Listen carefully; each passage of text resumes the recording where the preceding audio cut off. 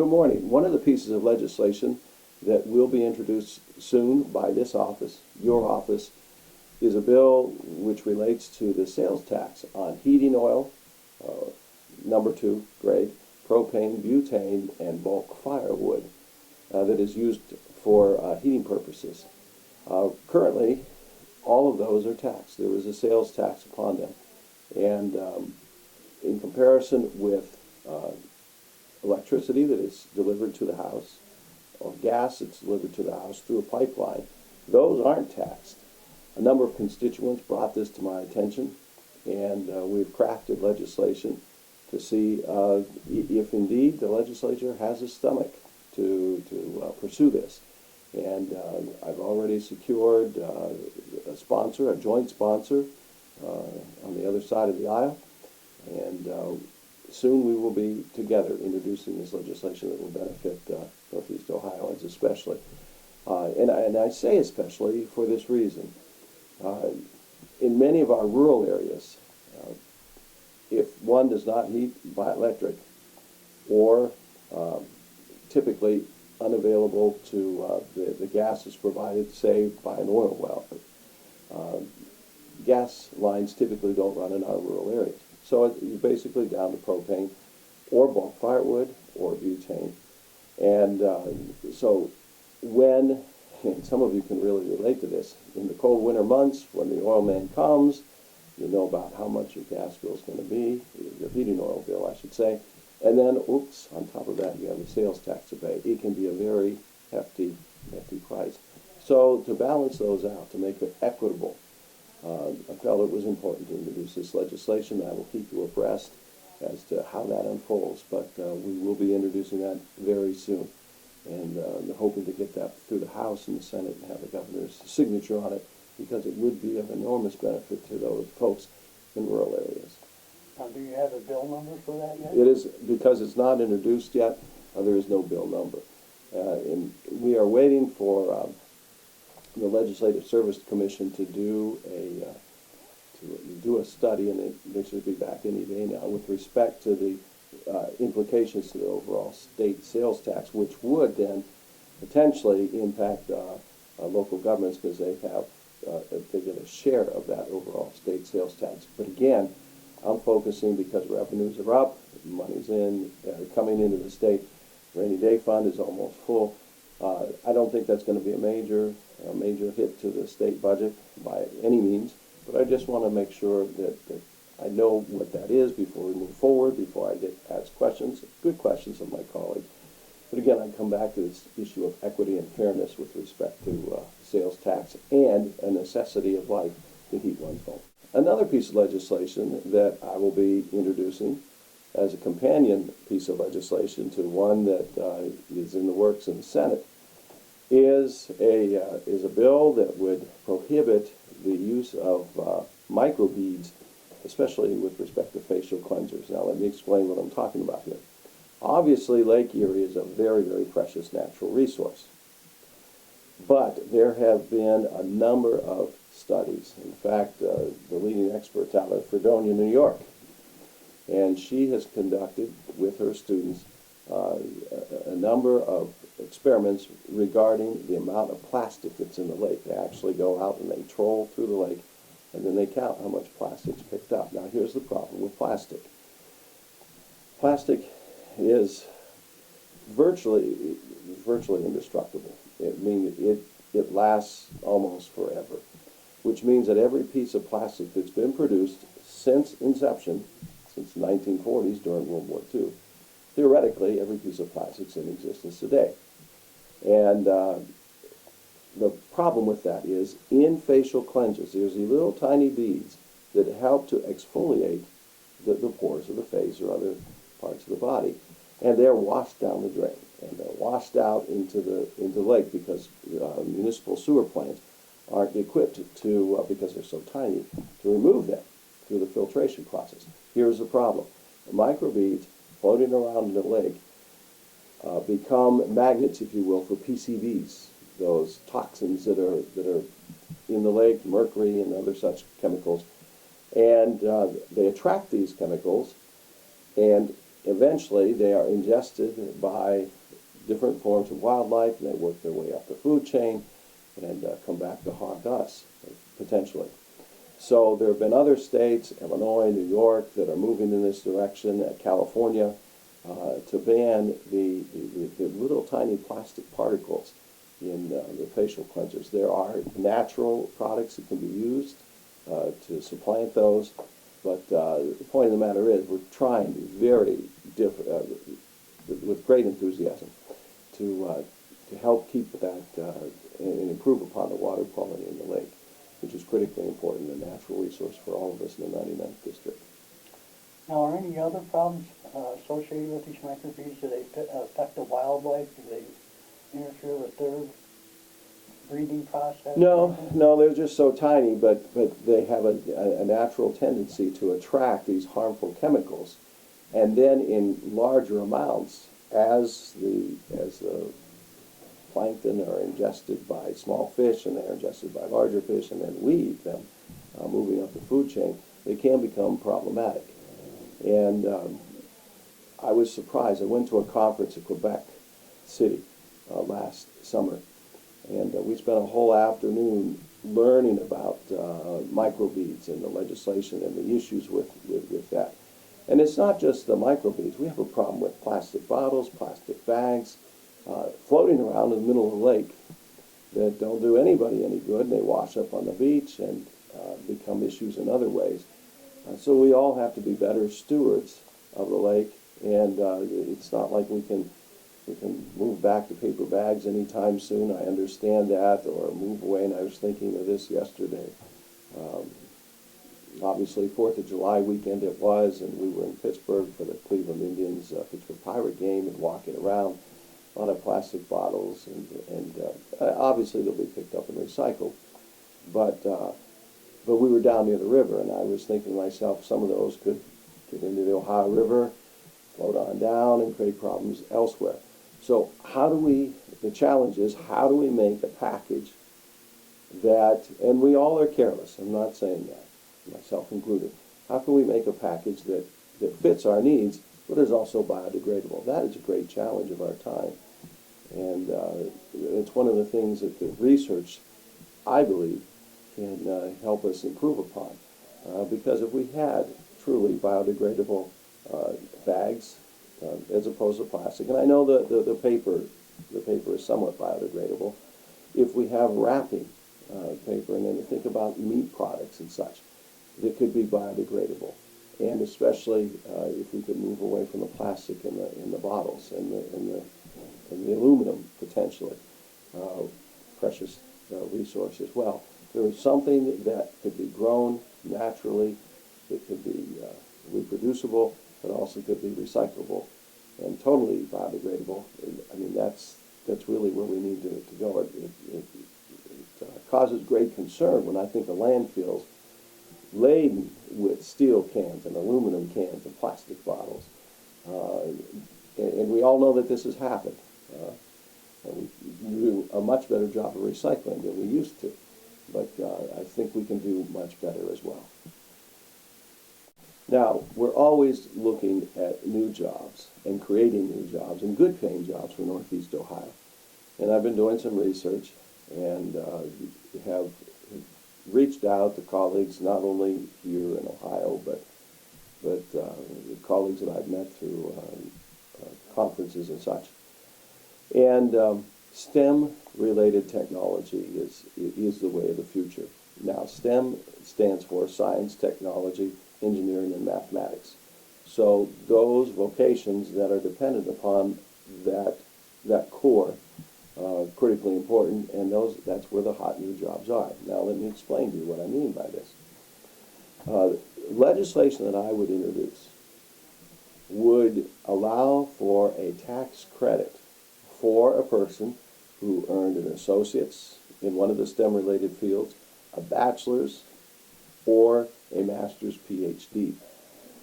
And the idea is that over a 10-year period, say you earned a bachelor's, over a 10-year period you would get $1,000 a year back as a tax credit, up to $10,000 for the 10 years. off one's state income tax. Now, some might say, well, what happens if somebody moves? Well, if they move within the first 5 years, they have to pay all 5 years back. But after that, we can't hold somebody indefinitely. So the idea is to provide an incentive for our young people or others to come back to Ohio and bring with them those tools. Now, let me explain why this is so critical to Northeast Ohio. Within that cluster of STEM-related, there are a number of areas that are exceedingly hot. Medical-related technology, and I think of the university hospital system, I think of the Cleveland Clinic system. We are so well poised to do medical research in Northeast Ohio. And the beauty of it is, sitting between Cleveland and Erie, there are a number of active Geauga County, obviously, hospitals and research cluster centers that can be used to employ those individuals. Aeronautical engineering, and it's not just, I think there's somewhat interest in the space program on the federal level, but definitely air transportation. And we have the NASA Glenn research facility right in Cleveland that can provide such an opportunity.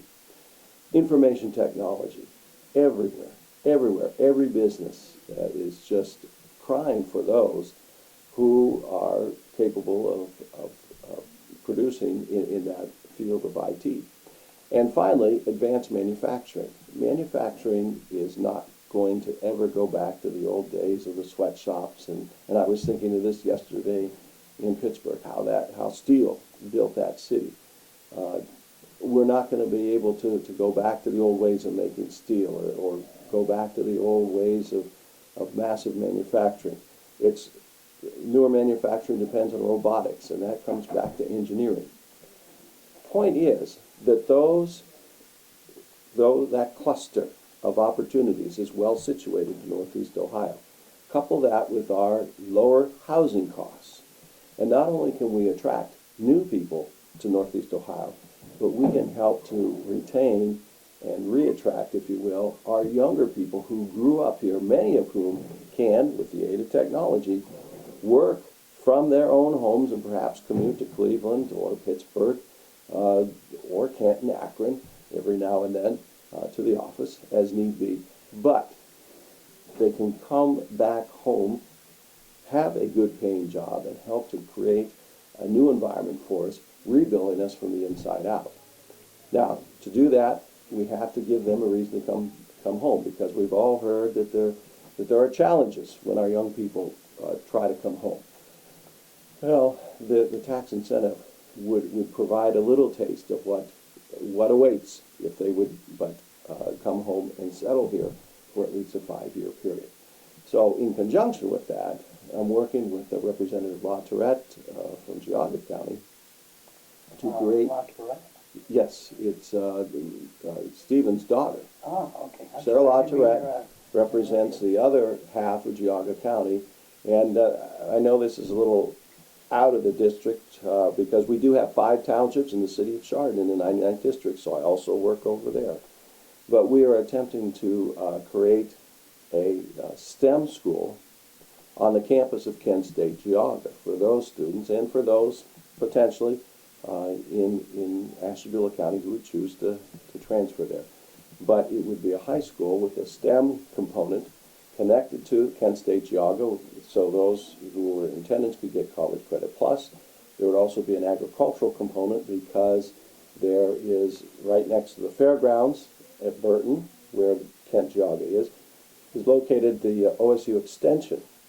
So the idea would be to bring technology, and if you haven't checked out your local farmer lately, there's a lot of technology in farming. It is definitely high tech, including drones, and they're used to monitor different issues with respect to yields and such, and even tractors guided by GPS, so that there's better fertilizer application and more effective use of the area for planting purposes.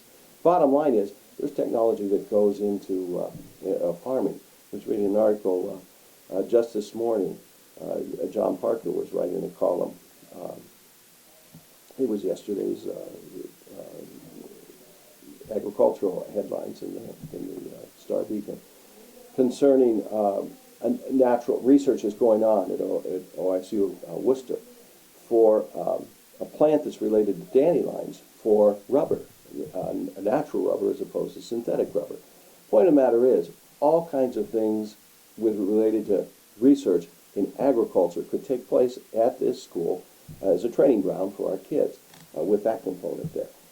So the bottom line is, what the legislation that we have put together would reduce the local share of the new construction project, because right now 2 or more school districts consolidate, and they're looking at least Newberry and Berkshire to consolidate, and Cardinal is examining this possibility.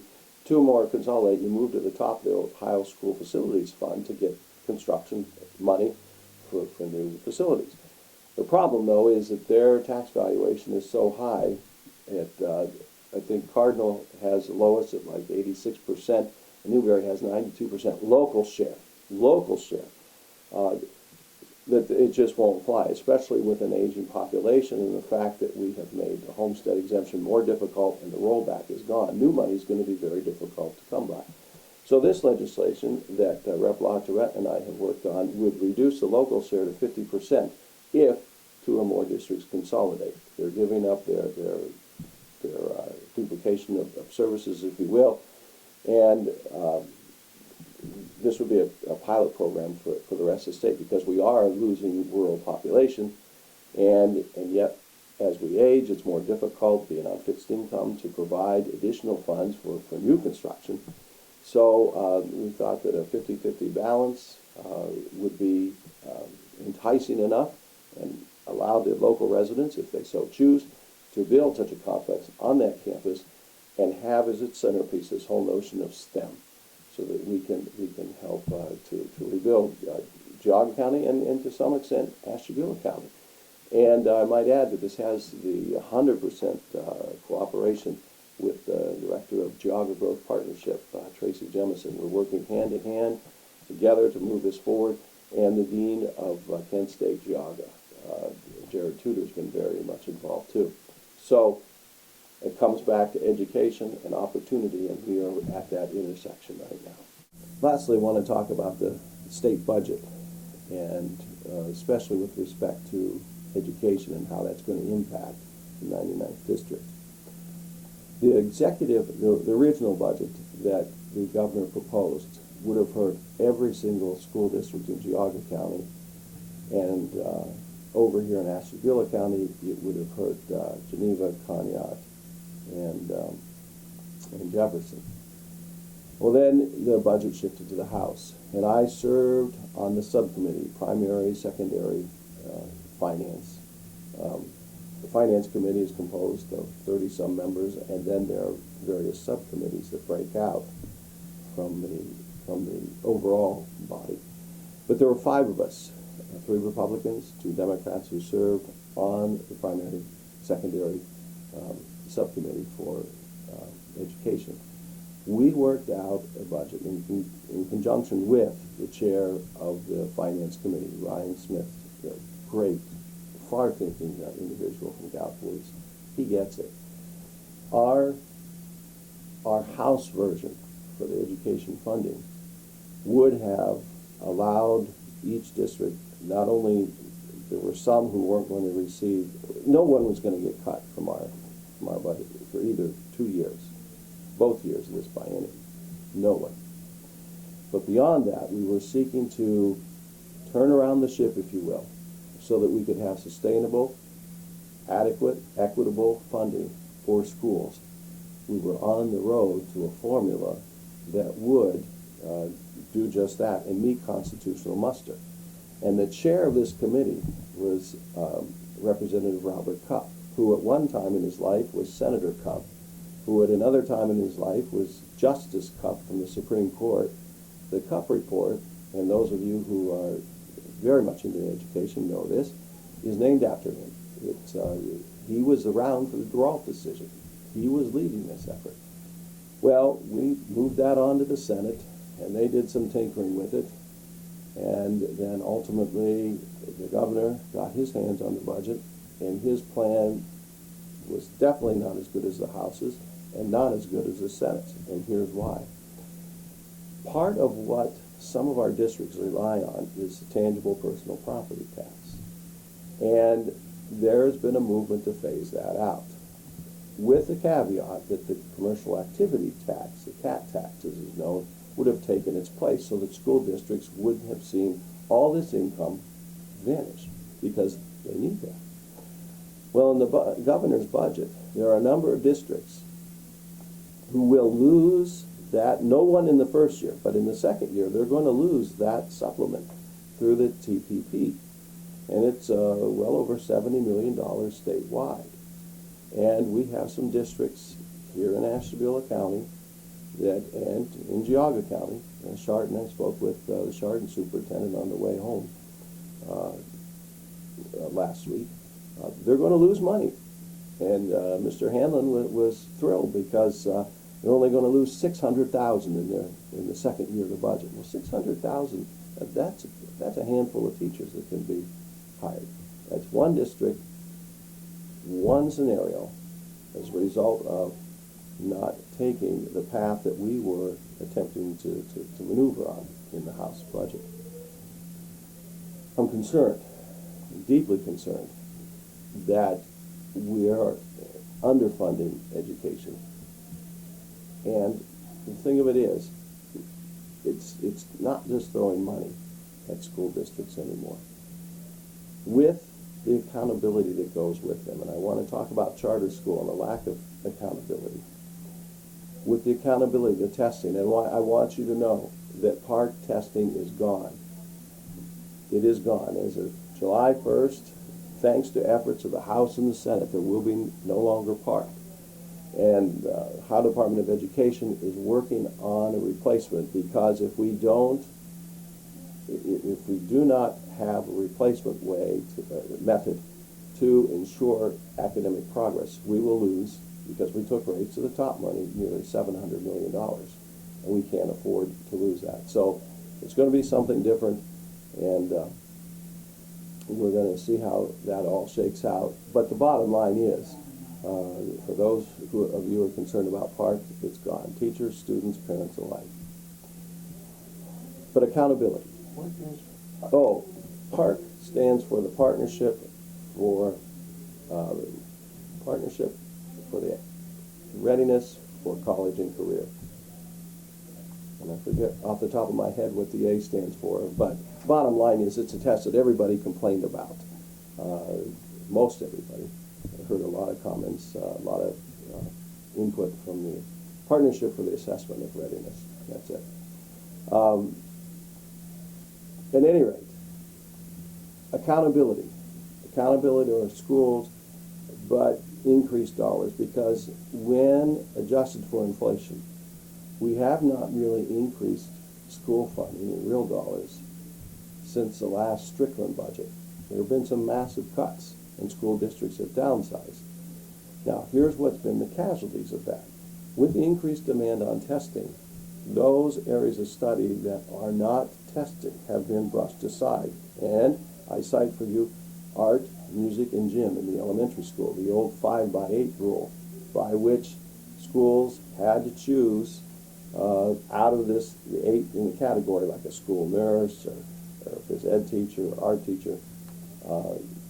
That was brushed aside by the Ohio Department of Education. There are those of us trying to restore that in statute, so that school districts would be forced to have those people on staff. But along with that must come the funding. Unfunded mandates must cease. If we're going to demand something at the state level, we have to have the money to pay for it up front. That's my philosophy. I know some of my colleagues don't agree with that, but it's only fair. At any rate, we've got this whole accountability piece that is intact. But I was talking about programs that were cut. Vocational agriculture was cut. Home ec, as we used to call home ec, consumer science, cut from many schools. The elementary specialists cut from schools. We have to bring those back to allow a cornucopia of options for our students to explore those potential bodies of information that might spark their interest for a career. It's all about seeking the right options for our children. And with the increase on testing and those core areas that are testing, we're not meeting the needs of our kids.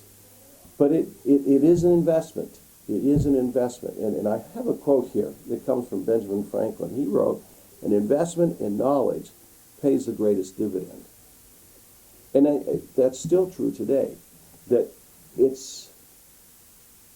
is something that we just have to bite the bullet and allow our professionals to, and our school boards to use those monies wisely that we give them in conjunction with demanding accountability so that we can produce children who can compete in an international global economy in the 21st century. If we forsake our willingness, our ability, our necessity to invest in public education, we will never catch up, because it is about knowledge. Knowledge is power, especially in this new century. Which leads me then to accountability in charter schools. The large increase, and you're going to hear about the numbers, increase in spending in schools. Adjusted for inflation, that increase has gone to charter schools. And I don't have an issue with charter schools as long as they are well performing. Kids need options. I get that, whether it's homeschool, charter school, public schools, parochial schools, parents know best what is right for their children. But charter schools must be held to the same standards that public schools are held to. There's too much money that goes unaccounted for, that's behind a curtain that we cannot penetrate. And one of my colleagues, Representative Christina Rodner from Hudson, a Republican, and I introduced legislation, companion legislation, to begin the crackdown on charter schools. Well, recently the Senate took another vehicle, and that was HB 156. The Senate chose another bill that we had passed earlier, and I'm proud to say that Rep. Rodner was the author of that one of the joint sponsors, called HB 2.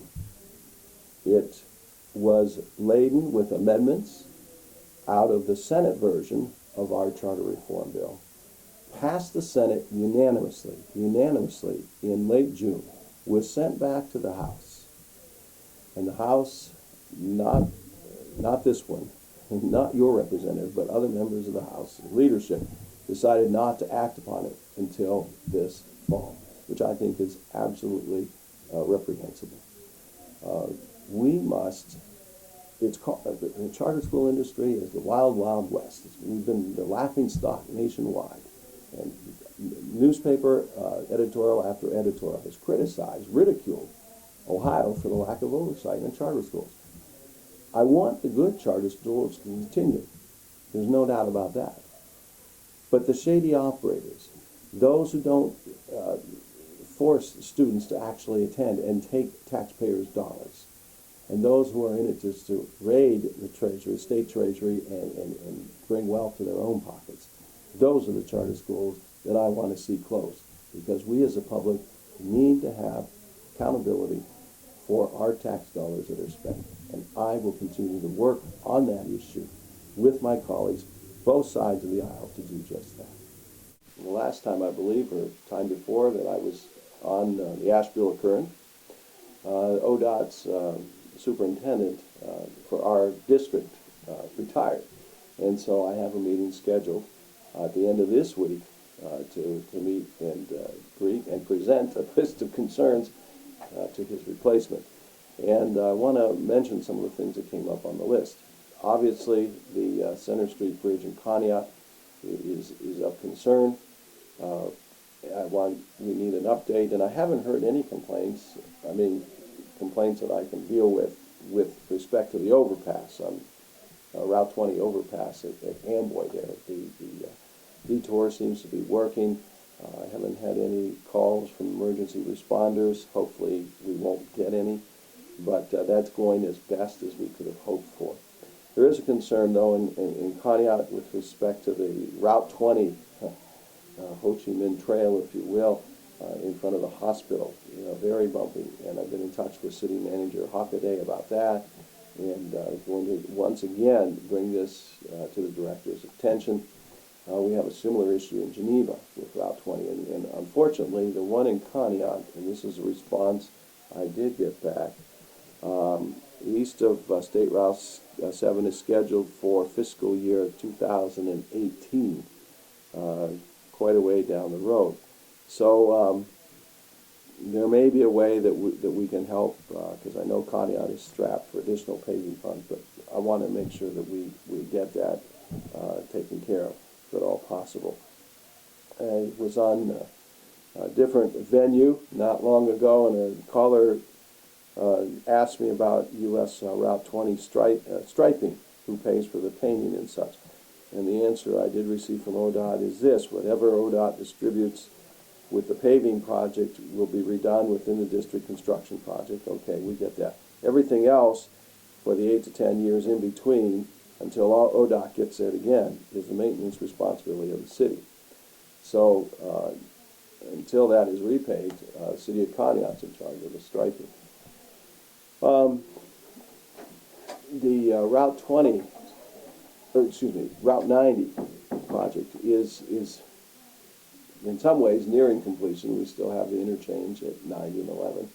It's going to be a few more years, but the paving is not done. And I know it's uneven, but there will be another coat applied. If you've been, I'll give you an example, out on Austinburg, Route 45, from Clay Street to the intersection where the Flying J is, you can see that that's been milled down, which is a good indication that they have not yet applied the final coat of asphalt. So we're going to be able to take care of that soon.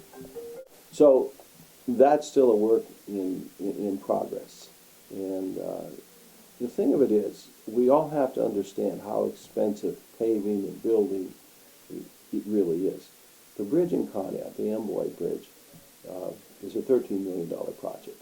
That one bridge, 4-lane, Route 20, $13 million. And if you think about the number of bridges around the state, that money adds up in a hurry. I had a caller again on the show ask about the gas tax. Wasn't that supposed to go for it? And it does. It's just that there's so much in the state when you consider the lakes, the river, the Ohio River, and all the tributaries therein, Grand River right here in Asheville County, the Conneaut Creek, Asheville River, all the bridges that we have to be maintained, and the tributaries of those streams too. But I can tell you there's something that is causing me a great deal of concern, and it's something that they're not talking a lot about, but it's definitely on my radar. We have over 6,000 dams in this state, and 2/3 of them need repairs, major repairs. And if you've been keeping up on the Buckeye Lake issue in central Ohio, there was a dam there, a project that was created 130-some years ago to provide water for the canal in central Ohio. And somewhere along the line, citizens were allowed to actually build their houses on the dam, and they've compromised the structure. And it's a flood hazard to those living downstream. So it is going to cost $150 million to refurbish that one dam. We have other dams, earthen dams, that are in serious need of reconstruction right here in Asheville County. That was part of the reason why at Lamson Reservoir, the western edge of that was torn down, and it's been created by the park system to replicate wetlands, and it's beautiful. But that dam was being compromised. The dam across Grand River at Harpersfield is going to be reconstructed, and we have to do that one right to keep the lamprey, the sea lamprey, from migrating up the Grand River. So that's going to be an expensive project. But if you think about the magnitude around the state, I'm definitely concerned about our crumbling infrastructure. Dams, water systems, sewer systems. We have a great deal of need to update our sewer systems because there is raw sewage that escapes from our municipal systems. All of this stuff, and I was reading an article the other day about the money that that we have spent on various agendas, not invested, and quite frankly, the writer, it was an editorial page, was lamenting the cost of the wars in Iraq and Afghanistan. And if that money could have been diverted into public works projects, how many more jobs could have been created, and investment in the future here. And I don't need to, and I don't want to get involved in the whole foreign policy debate. But my point is, we have a need to develop and improve upon our infrastructure. We have been bequeathed a wonderful infrastructure of roads, bridges, dams, airports, sewer systems, water lines, gas lines. But we have to do our part in our time to update and maintain those. And I'm afraid that's not happening. So we're going to have to face that fact and begin to look at these things seriously. And so that's a long range vision that I have. Again, as an investment in our state, especially our area of the state. Investment in education, an investment in the infrastructure, an investment in our quality of life, which is why I support the park system so that people can recreate, think about the term recreation, recreate ourselves by having fun, by play, by getting away from the mundane tasks of living our lives, but that's critically important, by investing in our healthcare system that we have such wonderful access to in Northeast Ohio, and then ultimately by beginning the dialogue of seeing what we can do to have not only jobs, but jobs with a living wage. Real wages have been flat, adjusted for inflation since the 70s, and yet college costs have gone up, housing costs have gone up, energy costs have gone up, and people are squeezed as a result. The last month, the Labor Department released statistics regarding job creation, and there were jobs created. But real growth, real economic growth, money that goes to your pocket and my pocket that is recycled into the economy, has been flat since the 70s. We're doing all we can to survive. And I think part of this is because we're in a global economy. And it's a global workforce, and that's why business and industry have gone to other nations, because they can undercut with respect to labor. But big business is coming back to the United States because they realize that the quality of American workmanship is second to none. But with that, we also have to allow for wages to be fair and adequate so that our people can raise the bar and help to stimulate the economy through the expenditure of their own funds. And it's not rocket science, but that's another issue down the road. And again, remember, it's summer season. We're all in the outdoors, and I urge you to inspect not only your dogs, but your children, your spouses, your friends, for ticks when they come in.